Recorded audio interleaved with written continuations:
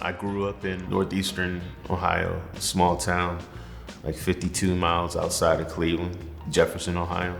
Grew up there and did a little bit of college, and when I graduated from high school, I promised myself I was gonna be in the music industry, and I achieved that. I was a part of a 4-man music group called Smooth Approach. We formed in 1994, and we were still doing music all the way up until 2022. We lost one of our partners to a heart attack. And then with my health issues, it cut performing and everything out at that point. So I was diagnosed with diabetes in 2009. As it progressed, it was out of control, to say the least. And I had heart issues, and then I suffered a stroke in 2014.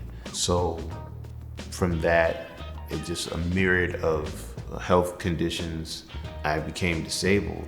I had a sore develop under my left big toe. The infection was too aggressive, and I ended up losing half of my foot. These challenges are day to day.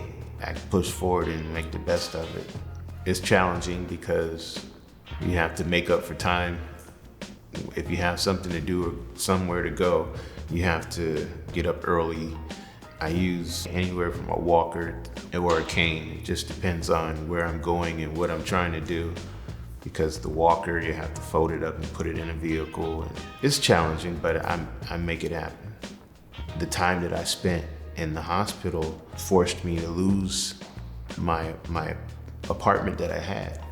So when I lost that apartment, I ended up having to move to an extended stay hotel in the Easton area, and I couldn't afford it after a while. I ran out of resources. I had nowhere to turn.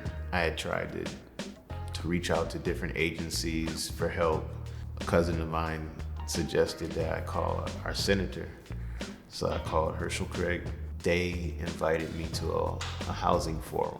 Senator Craig introduced me to Ms. Evans, the CEO of Homeport, and she gave me the information that led me to Easton, where I applied and became the first resident of McDowell.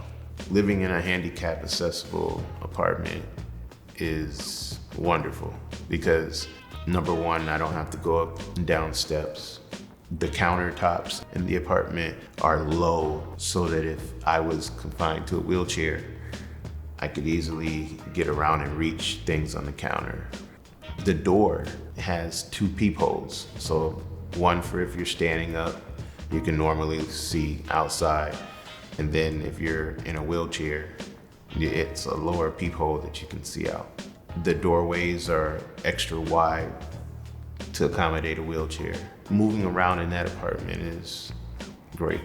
One of the really nice features I like about my apartment is the shower. It has a bench that I can sit on.